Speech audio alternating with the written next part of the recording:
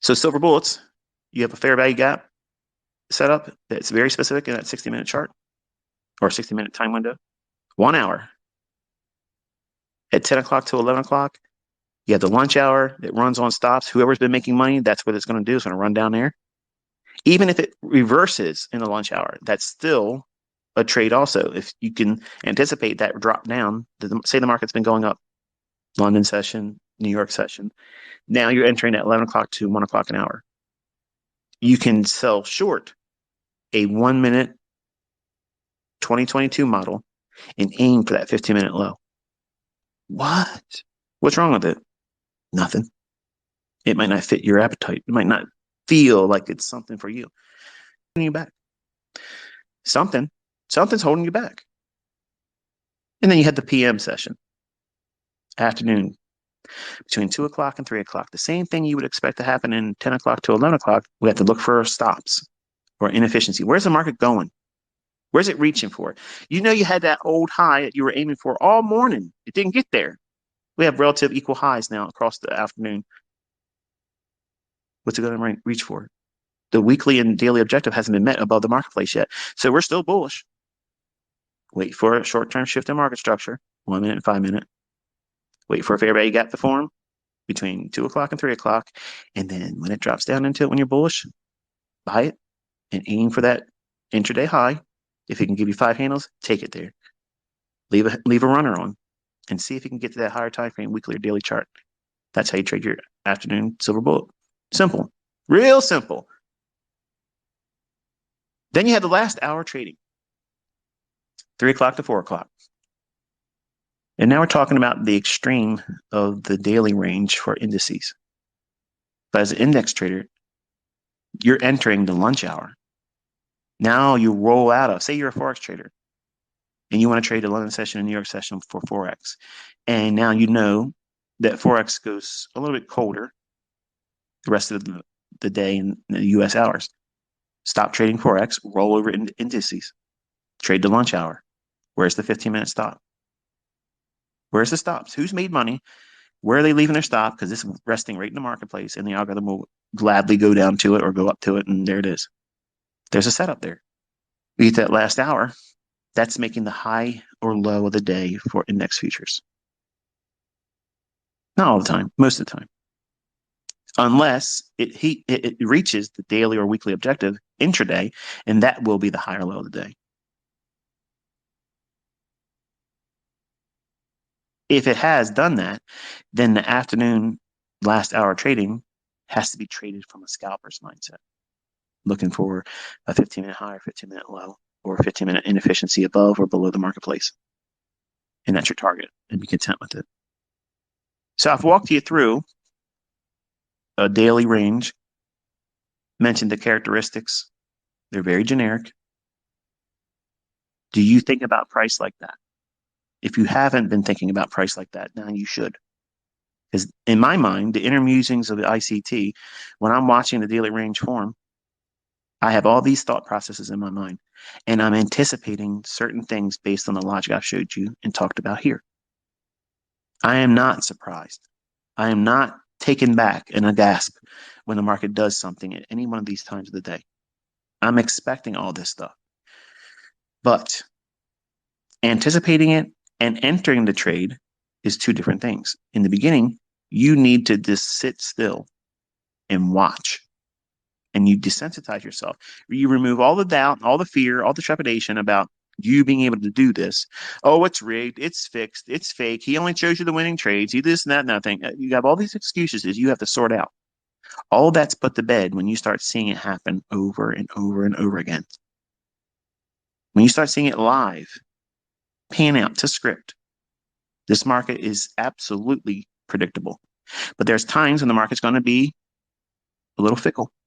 This is simply going to give you the setups that you like to see. New York session, optimal trade entries. London session, turtle soups that shift into 2022 model or optimal trade entry. Breakers really do well in London. Reversal market profiles in New York session. Once the targets on the weekly and or daily chart is met and reached, All of these individual times of the day, the silver bullets are always continuation. They're continuations of whatever is in motion at the time. If you can't determine what is in motion, don't take the silver bullet. How about that? How's the logic for that? It's simple, isn't it? When in doubt, stay out. I've made it very simple. I've talked about very specific times of the day. That is rule based because the algorithm is going to operate in these hours a very specific manner, and it's going to deliver a price. When you're making money for the first time, that's going to be very scary, and you're going to freeze, and you're going to feel an overwhelming desire just to close the trade. More so than I'm going to hold it and see how much it's going to pay out more. You're going to be fearful of your stop loss. Is it going to go down and hit my stop? And it's probably going to be, a significant distance between where the market is right now while in unrealized profit, and your stop loss would be pretty far away from it. Even if it was to stop you out, it would still be in profit. But you're going to start wrestling with this. Do I get out here? What happens if it goes down to my stop? What happens if it goes down 2 more ticks? And it does. And then you're thinking, oh no, what do I do? And you're literally going to be arguing with yourself. The whole time you're in unrealized profit, and you're not going to stick to the model. Continues and goes for your target. It's okay because you were a part of that trade and you still took a large portion out and you removed yourself from that emotional turmoil. Because if you stay in that state of mind while you're trading, you can't effectively manage risk. You cannot effectively manage the trade, and you're worrying about the what if instead of worrying about what is. Is the market showing me that it's still on the right side? Is order flow still confirming? If I'm bullish, is to do down close candles support price?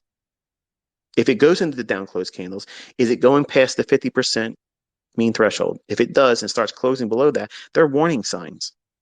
Doesn't mean completely bail on the trade. It just means, okay, what's the next 2 PD arrays below that? If I'm bullish and I'm long, is price not being supported by down close candles? If that happens to not be true, then and only then, you don't worry about it. You close the trade and you're happy with it. Be content with that. And you'll see many times that you did the right thing. But you can't appreciate what I just said until you go through back testing and then do tape reading and then do demo trading. And you've been there. You've seen it. You've experienced it. Now you understand it and see it before it happens. You anticipate it. But if you're trying to just jump over top of all that stuff and go into live fund trading or getting past with a funded account and trying to be able to trade a funded account and get withdrawals and payouts by these companies and not know what you're doing, you're going to fail. And you won't understand why you're failing, which will also be a great deal of negative impact in how you think about trading, how you think about yourself as a trader. All those things are going to be paramount to what you do in the next set of trades. And it's going to create nervousness, anxiety, and you'll have fear of getting into a trade. It'll completely lock you down. And you may have just made money. But being in a trade that's making you money and not understanding what it's like to be in that position, it's a scary feeling. And the only reason why that occurs, and the answer to that solution being found in back testing, condition yourself, seeing it, then tape reading, looking for it without pushing the button, getting bored with how many times you're able to see it, and then venturing in slowly with demo trading for months. And you absolutely cannot take yourself and I'm going to shortcut it and skip all that part. You can't do it. So hopefully I've given you a ability to focus in on specific times of the day, time-based setups and models that you can employ and use these as a rule-based idea going into the 24-hour trading day, and find your unique model to start with.